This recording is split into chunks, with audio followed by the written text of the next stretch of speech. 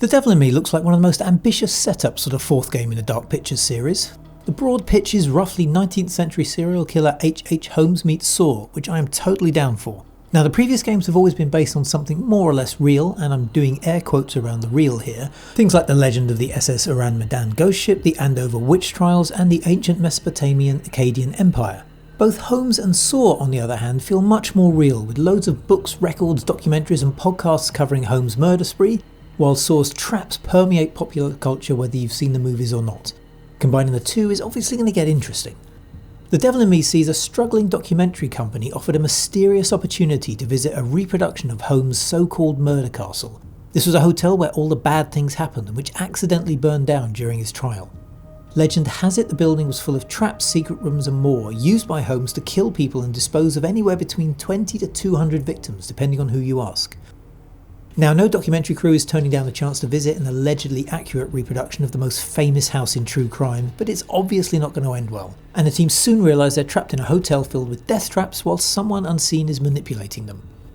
Game director Tom Heaton told me that there's things we definitely know about Holmes and there's also a lot of mythology around him. During his trial, the press went crazy for the murder castle with all sorts of rumours and gossip, things like blackout rooms that have no light, gas pipes used to flood rooms and kill people, and acid used to dispose of bodies.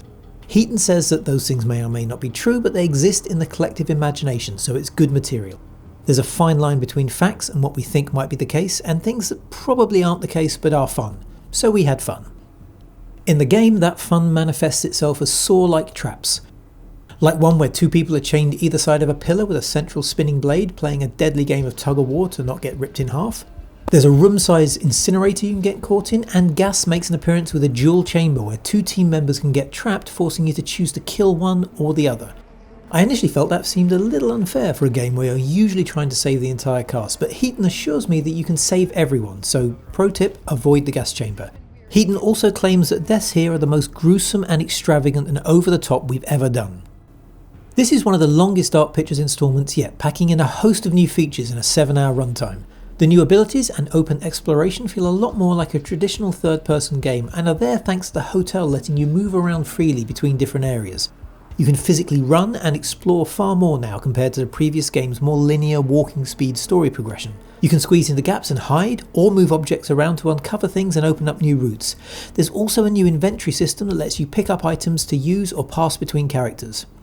Heaton explains that puzzles might involve moving to different locations to find bits of a code or assembling things you need. That requires a bit more moving around than earlier Dark Pictures games, so the running really helps. If you want to quickly walk around, maybe go and look for some item that you haven't picked up, it isn't too slow and you can go at your own pace. You're probably going to be looking for a lot of stuff too, as Heaton tells me that there are more puzzles than we've ever done in previous games. They're not difficult, they're kind of like early Resident Evil or Silent Hill, something that will entertain you for a couple of minutes. They're not going to have anyone stuck on them for an hour.